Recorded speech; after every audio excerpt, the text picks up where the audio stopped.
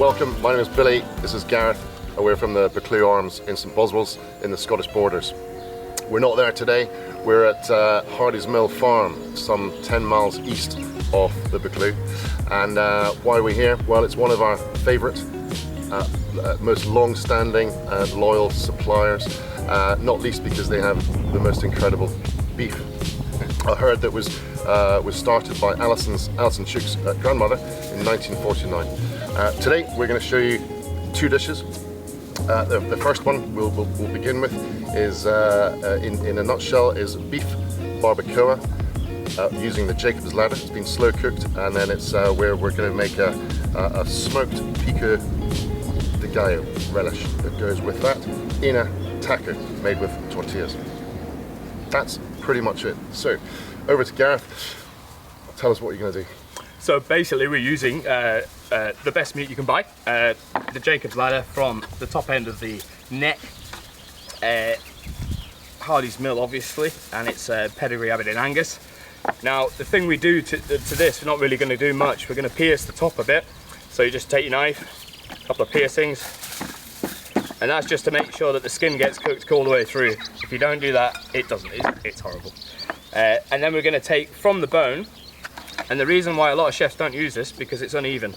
So you just go along the bone, cut it open along the bottom. Now this is so you can get all the flavour in. And you're going to take it back. You're basically going to butterfly it twice.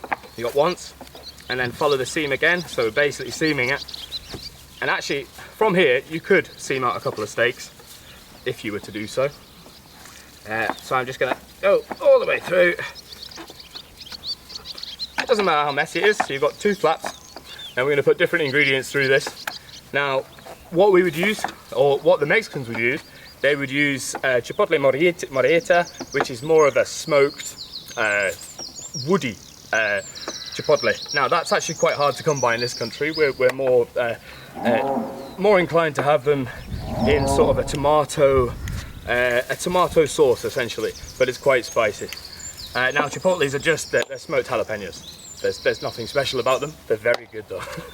We're going to add to this some chipotle. Now, and you're not going to bash anything up or anything like that, but we're going to fill the layers full of salt, coriander, lime, mint instead of epazote, because you can't buy it or find it over here, unless you use a supplier called Mex Grocer, who we use a lot for our maseca, some of our tomatillos, which you can't buy over here. I'm going to get with the lime now, so chipotles are on. And don't be, basically one lime per layer. And again. Now barbacoa is traditionally made with goat. Goat or sheep. It'd always be old mutton. It would never be a young one. Now they do tend to breed them a certain way. They feed them certain grains before they get slaughtered, so their stomach fills up with grain, and it becomes almost like a pate, you know. Well, once it's cooked, it's pretty genius. But they've been cooking this dish for hundreds upon hundreds of years, you know. It's a real traditional. It's traditionally called the breakfast taco, because you can only really buy it between 6 a.m. and 10 a.m. and it's all sold out after that. Don't be shy with salt. So use a bit of mint. Yep, this is plenty. I'm going to use the sticks as well because I want it to really infuse into the meat. And next layer. You notice I'm not taking any care with this. It is literally, because it's going to cook for, well, let's say 12 hours. So I'll take a little bit of coriander if I could from the bush. Yep. I'm just going to rip the stalks as well. There's actually a chef in London who only uses the stalks after actually going to do a samage in Mexico, because the stalks taste way better than the leaves. The leaves are bitter, the stalks are sweet. So that's all in there. Quite happy with that. I'm going to fold it over again. And how long are you going to cook this for? So literally going to cook it for 12 to 14 hours, as slow as you can. Okay. Now traditionally they would cook it underground, and it would take. They literally have 4 or 5 people in charge of this one dish. You know, it's a big deal. it's not a small thing. And obviously it's my wife that introduced me to all this because, well, she's Mexican. Now this, always make sure that you line whatever you're going to do with parchment paper, otherwise you lose all the liquid, and it'll just pop out straight away. It'll just pierce and make holes. Thank you. You're not adding any other liquid to that? No. Now, the reason why we use the Jacob's Ladder as well is it's full of fat. And any fat is good fat, especially when it comes to beef. The more fat you can get in there, the better.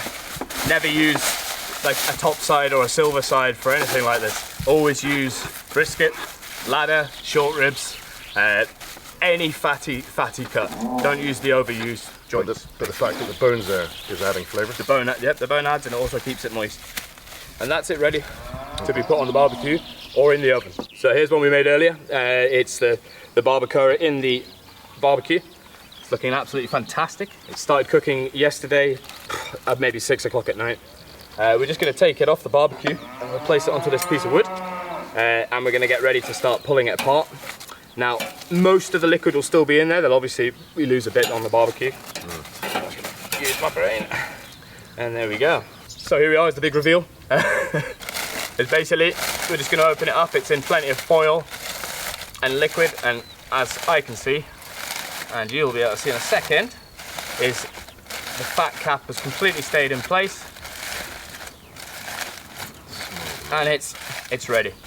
Now, traditionally they would cook this a bit more, and it'd be taken apart, and they would make a soup out of the liquid, and they would serve that alongside the tacos as well.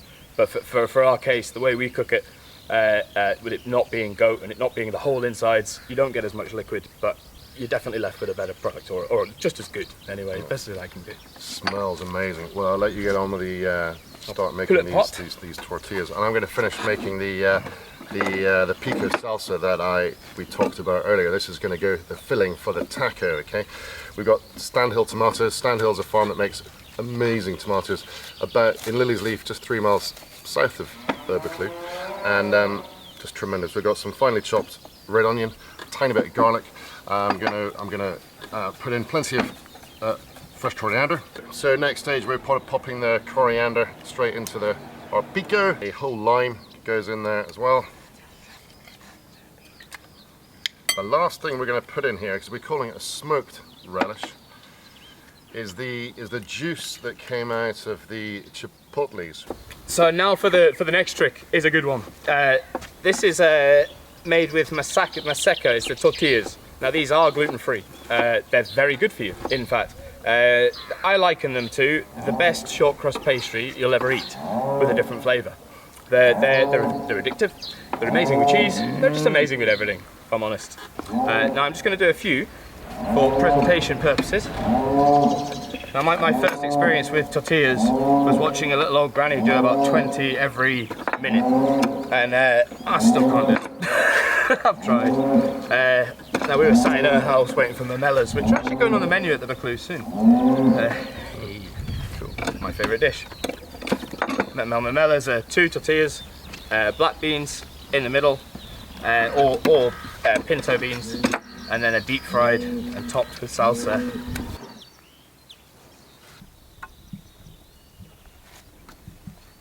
Now for the beautiful part.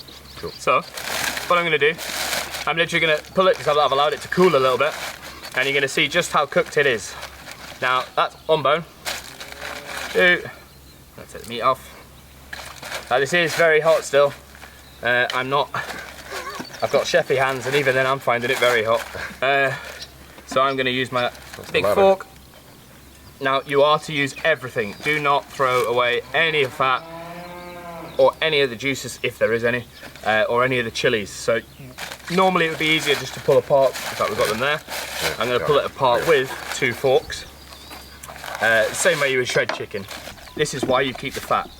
Now if you don't keep the fat, beef, as we all know, if you haven't got a lot of fat on the beef, it just tastes a bit dry. Ready to go onto the tortillas. Great for a party. Here we go. Yeah, right. So I brought a brick one. There we are. It doesn't matter.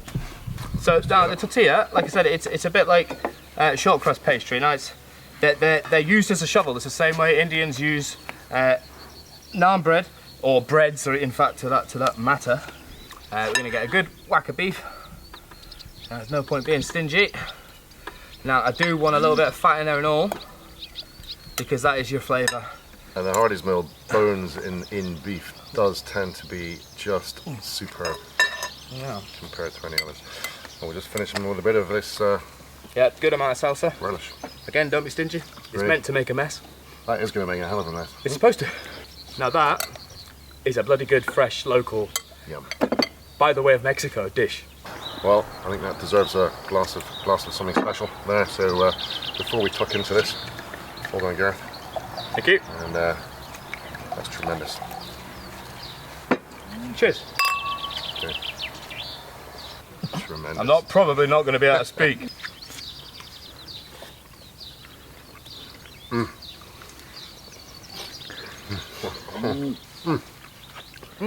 That is tremendous. Yum. I can see why you might want an awful lot of those. Yeah, exactly. Now, the reason why I always eat them in one, and my wife does too, and we both look ridiculous. The flavour.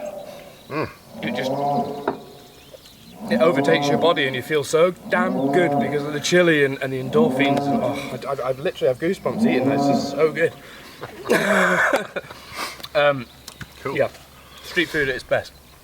Next up, we're going to let you into a little bit of a secret of how we make our house burger at the Buccleuch using Hardy's Mill beef. Okay, whilst we're still going to do that, we're still going to cook that on the barbecue today and show you what we do. And meanwhile, Gareth's going to make a slaw of sorts. Okay, what we've started with here is some red onions and garlic, just slightly sweated in a pan, and I'm actually going to make this mixture first and make a little bit of a paste using some salt. Not a huge amount of salt because Hardy's Mill beef is so flavoursome and tasty.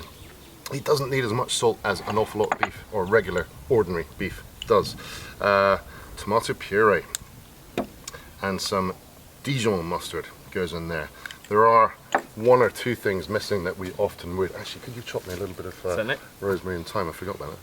All I'm going to do here is just mix this all together as much as I can.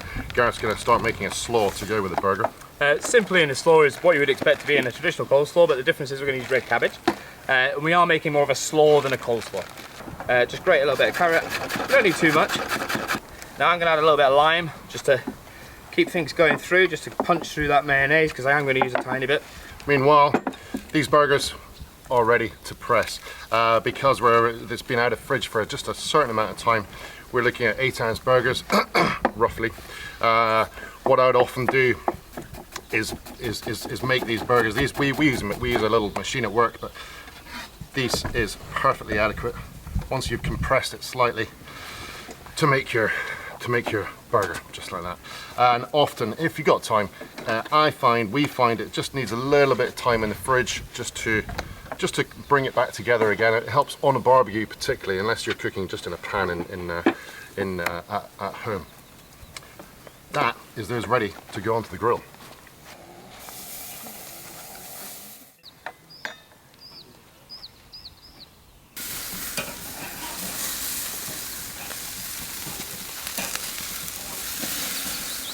Straight off the barbecue, and we've got our burgers here ready. We're going to use our own smoked spicy ketchup.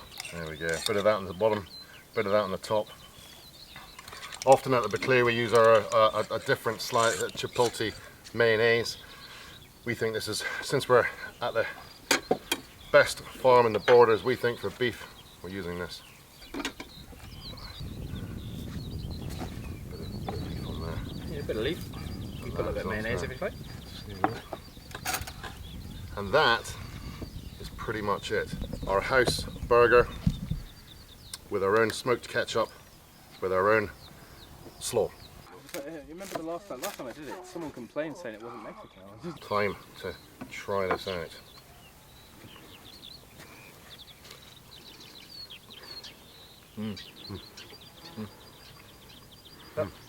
That worked. Salad? No. No, more burger. No, meat please. Well, thank you very much for watching this short video. Thank you very much to Hardy's Mill Farm. Thanks to Gareth. Hardy's Mill Farm for providing such a fantastic backdrop location, and we look forward to seeing you sometime at the Buccleuch Arms.